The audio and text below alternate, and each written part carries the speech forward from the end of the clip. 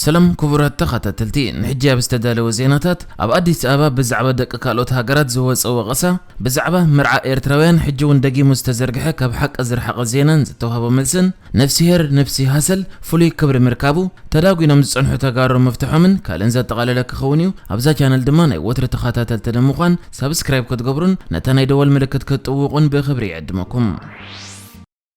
ኣብ ኢትዮጵያ ኣብ ከተማ አዲስ አበባን ካልኦት ከተማታትን ዝበዝሕ ገበናት ብዘይ ሕጋዊ መንገዲ ናብታ ሃገር ብዝኣተው ዜጋታት ካልኦት ሃገራት ዝፍጸም ክብል መንግስቲ ኢትዮጵያ ወቂሱ አገልግሎት ዜና ኢትዮጵያ ንዳይሬክተር ጉዳይ ስደተኛታትን ካብ ስደት ተመለስትን ተስፋሁን ጎበዛይ ብምጥቃስ ብ15 ነሐሴ ኣብ ዘቕረበ ጸብጻብ ሓያሎ ዜጋታት ወጻኢ ሃገራት ኣብ ሽበራ ዘይ ሕጋዊ ምስጋር ገንዘብን ሰብን ከምኡ ድማ ኣብ ምስናዕ ሰነዳትን ዝኣመሰለ ገበናት ቀንዲ ተዋሳእቲ ምዃኖም ከሲሱ ኣብ ኢትዮጵያ ኣፍልጦ ዝተዋሃቦም ስደተኛታት ብዘይ ሕጋዊ መንገዲ ብዶባት ዝኣተውን ብቪዛ ኣትዮም ከብቅዑ ክጸንሑ ዝግባእ ግዜ ዘሕልፉን ወጻእተኛታት ከም ዘለዎ ዘዘኻኸረ መግለጺ እቲ ዳይሬክተር መንግስቲ ምስ ገበን ምፍጻም ብዝተሓዝ ዝተፈላለየ መደባት ሓንፂጹ ምህላዋ ተንቢሁ ኣብዚ ቀረበ እዋን ኣብ አዲስ አበባ ዝርከቡ ወጻእተኛታት ዳግመ ምዝገባ ክገብሩ መንግስቲ ብዝሕለፈ ውሳነ መሰረት ካብ 36 ሃገራት ልዕሊ 70,000 ሰባት ከም ዝተመዝገቡ ጸብጻባት አገልግሎት ዜና ኢትዮጵያ አመልኪቱ መንግስቲ ምስ ሓይልታት ጸጥታ ብምትሕባር ዘይተመዝገቡ ስደተኛታት ምዃኖም ሕጋዊ ኣፍልጦ ዘይተዋሃቦም ወጻእተኛታት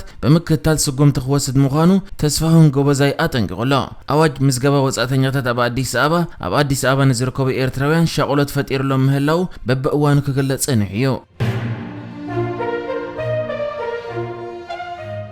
نيرترا ملكيتو قد مقال عامتات تزرقح زنبره بزعبا مرعى زملكات كاب حق زرحق زينا حجون دقيمو ام محبرا وقصات انترنت هندي ببزحك زرقحن لعل اقال وكركبن كيلم هلاو تقليصو ازي كاب حق زرحق زينا خا اتي بزحات ايرتراويانون بمنقدم محبرا وقصات انترنت ملسي بملز زنبرو اب ايرترا بسنك واحد دق تبعتيو حدا ودي نخلت دق انستيو كمرعي قددال زبل زينا خوينو حجد ما الزينا ام محبرا وقصات هندي داغماي تمليسلا اب استفلاليا هوبات قصات داغماي كقالح وانتر اي زلو خوينو نزون كاب حق زرحقي كتبل امصراي حق اونت ناي زتفلالي زيناتات تنطف فلت مربب حبريتا نزينا كاب حق زرحق مخونو بملكع ጭብጣ اغريبا يزلا بقندو اذا زينا اب عامه 2016 مجمر تاوان بحانت ناي كينيا معكن زينا استزرغحت كوينا بدحري دما زتفلالي معكن زينا كقبابل اين تراي نيرن ابتشع غزي خا شمو زي تغلص ناي ايرترا بعل سلطان نمعكن زينا BBC ابسمره ولا ونس تتصلل والقسب الزينا كاب حق زرحق مخونو كنغر يخلي بمبال شعوب اتحبريتا حاسوت مخانيو ملسي هيبو زنبره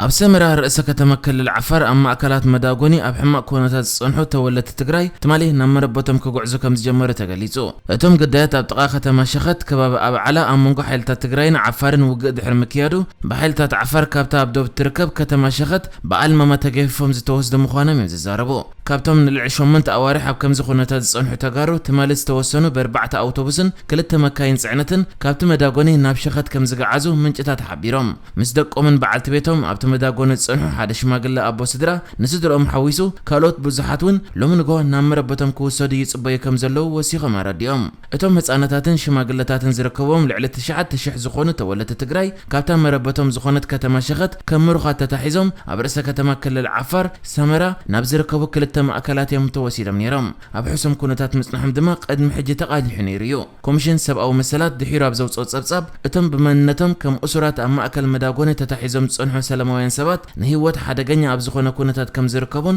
በውጽጽ ናብ ዝደለይ ወክስደዱን ምሕታት ይዝከር ኣብቲ ማእከል እንታይነቱ ዘይተፈለጠ ሕማም ንህፃናት ከም ዘጥቅዐውን እቲ ኮሚሽን ሓቢር ነይሩ እቶም እስራት ስድራቤታት ድሌታቶም መስተሓተትዮም ናብ መረበቶም ክምለሱ ከም ዝመርጹ ዝገለጹ ቅድሚ ሒደት ሰሙናት ኣብ ማሕደርቲ እቲ ወረዳ ሕጂ ሰላም ኮይኑ እሞ ናብ ዓድኹም ክንመልሰኩም ኢሎም ከም ዝነገሮምን እቶም ግዳያት ይሕብሩ نتوم نبرت زحزة أوتوبوسات ناب كتما شخت كجعزة زرائن أبلا صدرو كم زركبون زجلس أنا عين مسكر أتوم نبرتي نبرتومن هابتومن ملو بملو تزميتو وإذا ما تقاتلو كم زخنة أبو كيدم بخمي إجر كم استخلون شاقولت كم زلوا حبيرو كوميشن مكل خال حدقات إيتيبيان بمحدار التكللن مس عالم لغة تكالات رديت بمتحبار نتوقع زي سالت كم زلو أتوم منجتات وسيخم قليصم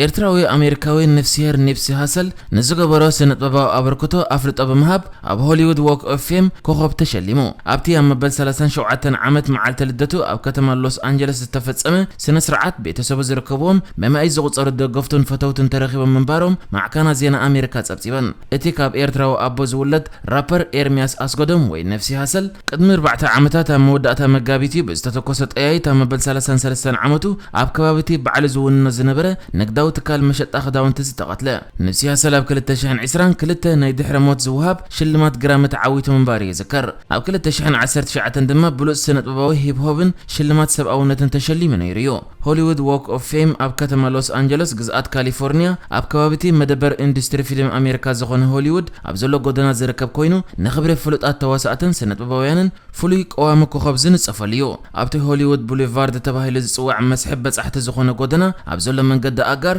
ኣብ ናይ እምነ በረድ ማቶኔላ ዝተጻሕፉ ብኣስራዝ ዝተወቀጠ ፍሉይ ምልክትን ሽምን ዝተጻሕፎም ልዕሊ 27,000 ከዋኽብቲ ይርከቡ ኮኸብ ኤርሚያስ አስጎዶም እውን ትማሊ ሶኒ ሓደ ካብኦም ኮይኑ ንዝኽሩ ተወቂጡሎ ብቕትለቱ ዝተኸሰሰ ወዲ 29 ዓመት ኤሪክ ሆልደር ኣብ ውሽጢ ሒተት መዓልታት ኣብ ትሕቲ ቀይዲ ድሕሪ ምእታው ኣብ ፈለማ ወርሒ ሓምለ ናይ ዝዓመት እዩ ገበነኛ ኮይኑ ከም ዝተረኽበ ዝፍለጥ እቲ ገበነኛ ኣብ ቤት ማእሰርቲ ብብዙሓት እሱራት ውልቀ ሰባት ከም ዝተቐጥቀጠን ኣብ ከባቢ ርእሱ ብመላጸ ከም ዝተጠብሐን ኣብ ሕክምና ቆስሉ ከም ዝተሰፍያን ጠበቃታቱ ሓቢሮም ነይሮም እዮም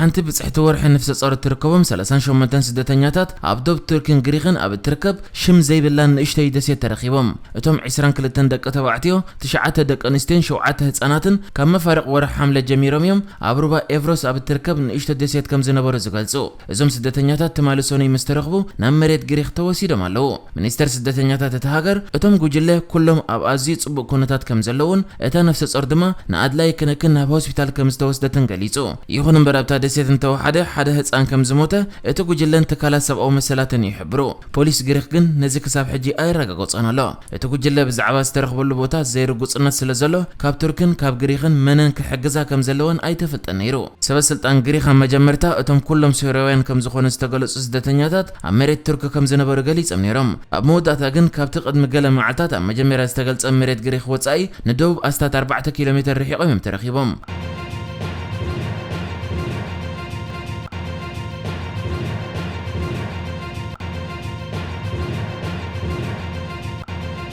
نحجز تدالو الزيناتات ازينيرو بكالك سب نرغب سلام نعخم